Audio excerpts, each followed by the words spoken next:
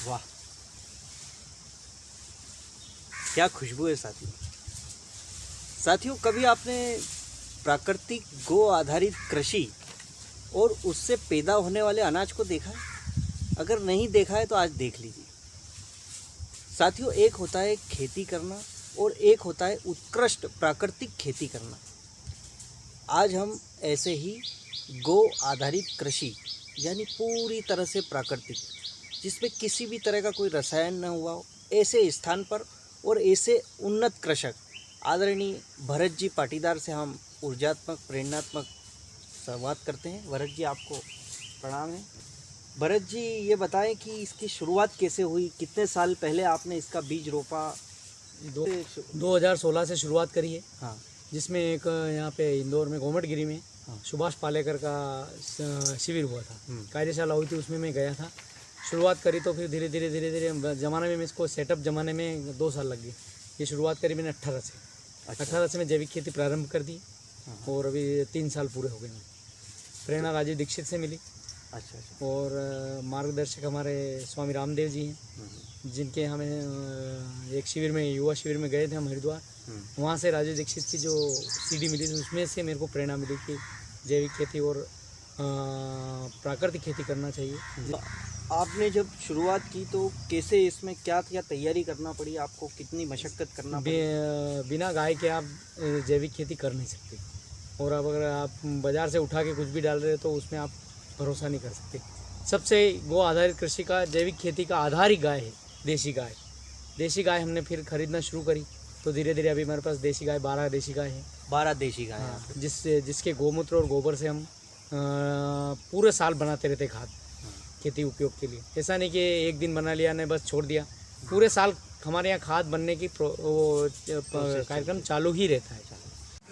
ये साथियों बिल्कुल देसी नस्ल की गाय हैं, गिर नस्ल की गाय हैं। और गिर नस्ल की इन गायों का गोमूत्र और गोबर बहुत ही शुद्ध, ये सब यहाँ पर गोबर और गोमूत्र एकत्रित हो रहा है। और यहाँ पर ये एक विशेष खाद जो है उसका निर्माण हो रहा है।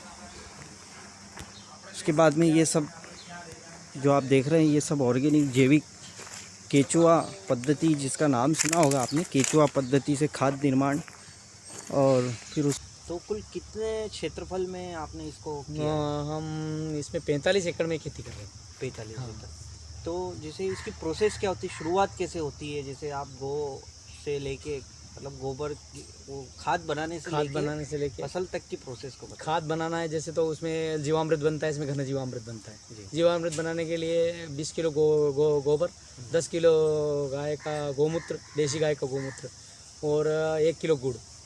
इसको हम एक खाद आप ही बनाते हैं? हाँ, ये हम यही बनाते हैं। खाद बनने के बाद क्या होता है? खाद बनने के बाद इसको ले जाके खेत में जैसे पानी पिलाते हैं उसके साथ साथ देते हैं। हाँ। ऐसे पिला के छोड़ना नहीं, जैसे आज पानी दे रहे हैं साथ में तो देते पिलाना पड़ेगा, नहीं तो उसमें जो बैक्टीरिया जीवाणु रहते हैं वो मर जाते हैं। तो जैसे एक जो रसायन वाली जो भूमि है, उसको जैविक बनने में कितना समय लगता है? 1 से 2 साल।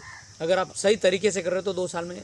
2 साल? हाँ, मतलब 2 साल में लगते हैं। 2 साल लगते हैं। यानी किसान जो भी ऐसे व्यक्ति जो जैविक खेती करना चाहते हैं, उनको 2 साल सब्र करना। हाँ, 2 साल सब्र करना और मेहनत भी करना पड़ेगी और उत्पादन कम होगा उसका भी। सबसे पहले तो ये बताएं कि रसायन वाली खेती और ये जो खेती है, इसमें मेन डिफरेंस क्या है, मेन अंतर क्या है? रसायन वाली में सीधा बाजार से लाके रसायन डाल दिया जाता है। कचरे जैसे कि कोई खरपतवार उग रहा है खेती में, उसके लिए भी वो लाके डाल देते हैं रसायन, जिससे खरपतवार मर जाता है। और खाद भी डाल देते हैं रासायनिक लाके, उसमें कुछ नहीं करना, मेहनत नहीं लगती है, बस पैसा लगता है। तो ये सारा जो रसायन, ये हमारे मनुष्य शरीर को नुकसान पहुंचा रहा है। ये जो बीमारियाँ, साथियों, हम जो आज की बीमारियाँ देख रहे हैं, कैंसर, किडनी फेल, लीवर और ऐसी जो भी बीमारियां हमारे शरीरों में आजकल देखने को मिल रही है, पेट संबंधित जितनी बीमारी है, कब्ज, गैस, एसिडिटी, तो उसमें कहीं ना कहीं विश्व ये खेती जो है, आप कम से कम 30 ml के लगभग हर साल जहर खा रहे हो। अगर रसायन खा रहे हो तो 30 ग्राम से ऊपर जहर ही खा रहे हो, जिसमें इतने भयंकर जहर है जिसको लोग, कंपनियां बोलते हैं मास्क लगा के आप स्प्रे करिए, डालिए, और आप सीधे उसको खा रहे हो। मतलब आप स्प्रे कर रहे हो तो मास्क लगा रहे हो और सीधे उसको खा रहे हो, फिर उसको वही रसायन।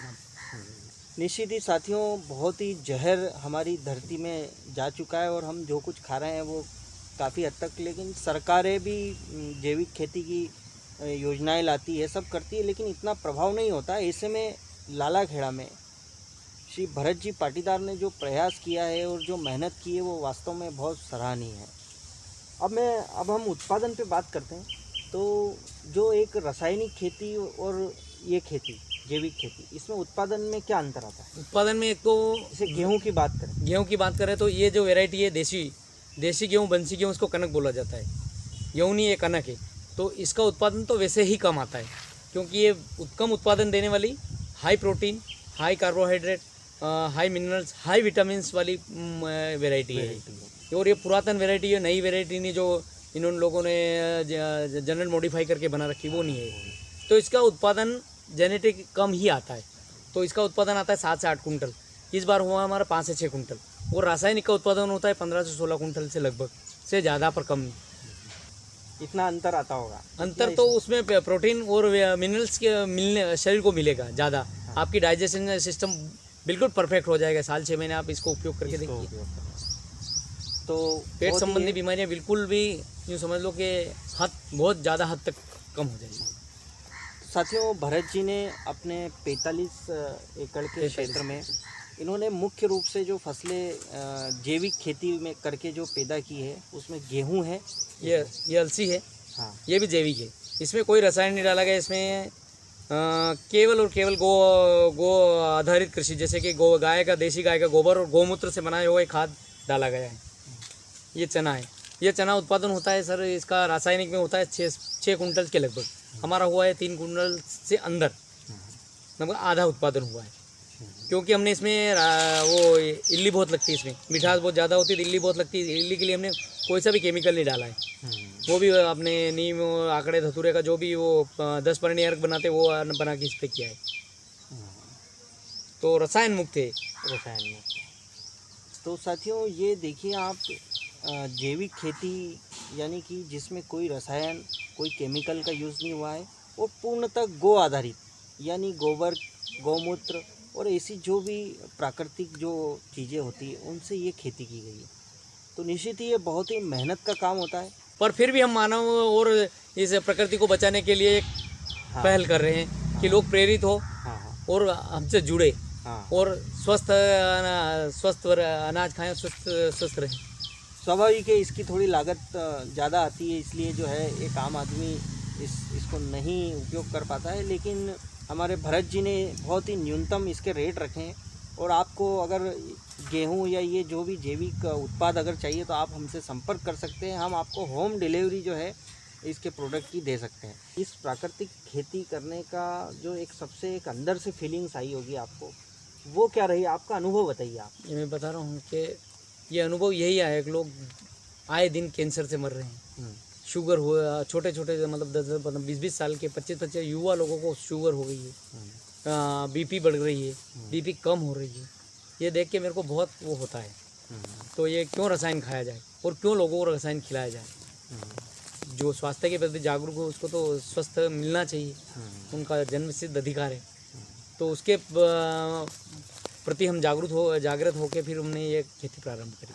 साथियों, ये पीछे पूरा गोबर का, इन्होंने पूरा गोबर से खाद निर्माण का एक पूरा प्लांट ही अपने खेत पर लगा रखा है और इसी खाद से ये फिर अपने धरती में जो है उसको डाल करके और पूरी प्राकृतिक खेती करते हैं और उसके लिए काफ़ी मेहनत कर रहे हैं और दिन रात ये लगे रहते हैं। बस एक ही मकसद है कि लोगों को स्वास्थ्य वाला भोजन, स्वास्थ्य वाला अनाज देना जो उनके स्वास्थ्य को फ़ायदा पहुँचाए। यानी एक मानवता का कार्य भी है, एक सेवा कार्य। और पूज्य योग ऋषि स्वामी रामदेव जी महाराज की प्रेरणा और उनसे काफ़ी लंबे समय से जुड़े हुए हैं, उनके काफ़ी सेवा कार्य ये कर रहे हैं। तो इसकी अभी पैकिंग हमने, अगर आपको 5 किलो 10 किलो भी चाहिए तो हम आपको उपलब्ध करा सकते हैं जी। टेस्ट के लिए अगर आप ज़्यादा नहीं लेना चाहें तो आप कम लें, कम से शुरुआत करें। और अगर आपका स्वास्थ्य ठीक रखा तो आप डॉक्टरों के पास नहीं जाएंगे, तो आप दवाइयों नहीं खाएंगे, तो वो पैसा आपका बच जाएगा और स्वास्थ्य भी ठीक रहेगा। और बहुत ही अच्छी, जैसे कि साथियों ये अलसी जो होती है, ये ओमेगा 3 जो है उसका ये बहुत नेचुरल सोर्सेज होती है और ये बहुत ही फ़ायदेमंद होती है। और अगर ऑर्गेनिक हो तो इसका फ़ायदा 4 गुना बढ़ जाता है।